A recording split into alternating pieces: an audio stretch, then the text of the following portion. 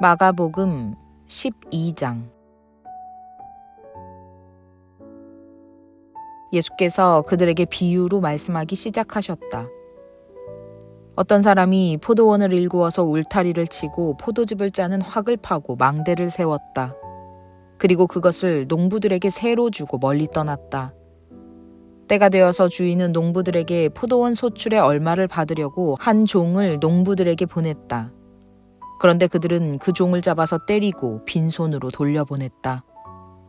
주인이 다시 다른 종을 농부들에게 보냈다. 그랬더니 그들은 그 종의 머리를 때리고 그를 능욕하였다. 주인이 또 다른 종을 농부들에게 보냈더니 그들은 그 종을 죽였다. 그래서 또 다른 종을 많이 보냈는데 덜어는 때리고 덜어는 죽였다. 이제 그 주인에게는 단 한 사람, 곧 사랑하는 아들이 남아 있었다. 마지막으로 그 아들을 그들에게 보내며 말하기를 그들이 내 아들이야 존중하겠지 하였다. 그러나 그 농부들은 서로 말하였다. 이 사람은 상속자다. 그를 죽여버리자. 그러면 유산은 우리의 차지가 될 것이다. 그러면서 그들은 그를 잡아서 죽이고 포도원 바깥에다가 내던졌다. 그러니 포도원 주인이 어떻게 하겠느냐. 그는 와서 농부들을 죽이고 포도원을 다른 사람들에게 줄 것이다. 너희는 성경에서 이런 말씀도 읽어보지 못하였느냐? 집을 짓는 사람이 버린 돌이 집 모퉁이의 머릿돌이 되었다. 이것은 주님께서 하신 일이요. 우리 눈에는 놀랍게 보인다. 그들은 이 비유가 자기들을 겨냥하여 하신 말씀인 줄 알아차리고 예수를 잡으려고 하였다. 그러나 그들은 무리를 두려워하여 예수를 그대로 두고 떠나갔다.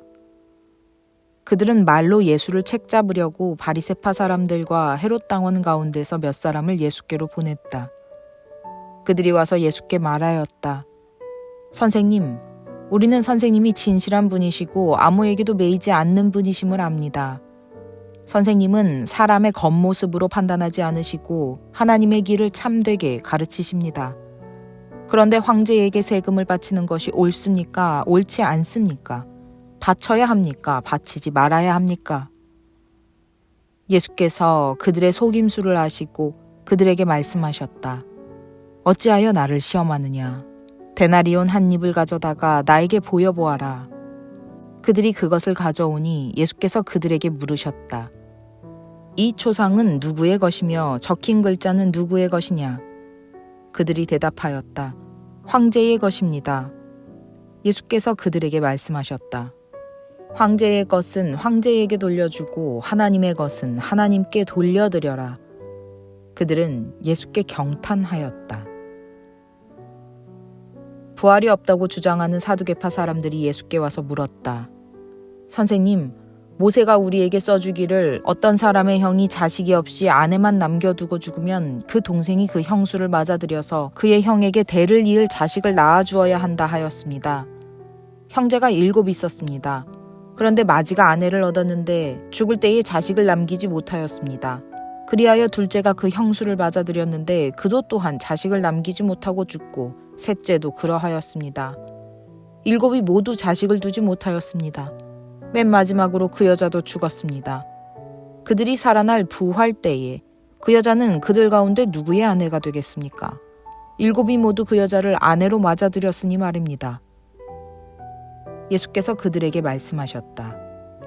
너희는 성경도 모르고 하나님의 능력도 모르니까 잘못 생각하는 것이 아니냐. 사람이 죽은 사람들 가운데서 살아날 때에는 장가도 가지 않고 시집도 가지 않고 하늘에 있는 천사들과 같다. 죽은 사람들이 살아나는 일에 관해서는 모세의 책에 떨기나무 이야기가 나오는 대목에서 하나님께서 모세에게 어떻게 말씀하셨는지를 너희는 읽어보지 못하였느냐.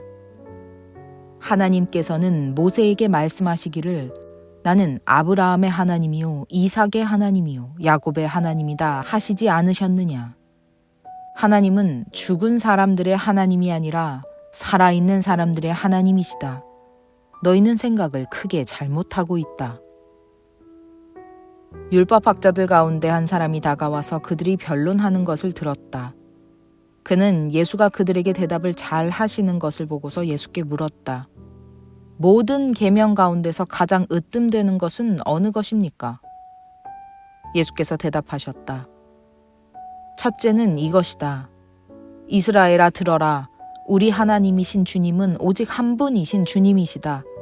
내 마음을 다하고 내 목숨을 다하고 내 뜻을 다하고 내 힘을 다하여 너의 하나님이신 주님을 사랑하여라. 둘째는 이것이다. 내 이웃을 내 몸같이 사랑하여라. 이 계명보다 더 큰 계명은 없다. 그러자 율법학자가 예수께 말하였다. 선생님, 옳은 말씀입니다. 하나님은 한 분이시오. 그 밖에 다른 이는 없다고 하신 그 말씀은 옳습니다. 또 마음을 다하고 지혜를 다하고 힘을 다하여 하나님을 사랑하는 것과 이웃을 자기 몸같이 사랑하는 것이 모든 번제와 희생제보다 더 낫습니다. 예수께서는 그가 슬기롭게 대답하는 것을 보시고 그에게 말씀하셨다. 너는 하나님의 나라에서 멀리 있지 않다. 그 뒤에는 감히 예수께 더 묻는 사람이 없었다. 예수께서 성전에서 가르치실 때에 이렇게 말씀하셨다. 어찌하여 율법학자들은 그리스도가 다윗의 자손이라고 하느냐? 다윗이 성령의 감동을 받아서 친히 이렇게 말하였다. 주님께서 내 주께 말씀하셨다. 내가 내 원수를 내 발 아래 굴복시킬 때까지 너는 내 오른쪽에 앉아 있어라. 다윗 스스로가 그를 주라고 불렀는데 어떻게 그가 다윗의 자손이 되겠느냐? 많은 무리가 예수의 말씀을 기쁘게 들었다. 예수께서 가르치시면서 이렇게 말씀하셨다. 율법학자들을 조심하여라. 그들은 예복을 입고 다니기를 좋아하고 장터에서 인사받기를 좋아하고 회당에서는 높은 자리에 앉기를 좋아하고 잔치에서는 윗자리에 앉기를 좋아한다. 그들은 과부들의 가산을 삼키고 남에게 보이려고 길게 기도한다. 이런 사람들이야말로 더 엄한 심판을 받을 것이다. 예수께서 헌금함 맞은 쪽에 앉아서 무리가 어떻게 헌금함에 돈을 넣는가를 보고 계셨다. 많이 넣는 부자가 여럿 있었다. 그런데 가난한 과부 한 사람은 와서 랩돈 2닙, 곧 한 고드란트를 넣었다. 예수께서 제자들을 곁에 불러놓고서 그들에게 말씀하셨다. 내가 진정으로 너희에게 말한다. 헌금함에 돈을 넣은 사람들 가운데 이 가난한 과부가 어느 누구보다 더 많이 넣었다. 모두 다 넉넉한 데서 얼마씩을 떼어 넣었지만 이 과부는 가난한 가운데서 가진 것 모두 곧 자기 생활비 전부를 털어 넣었다.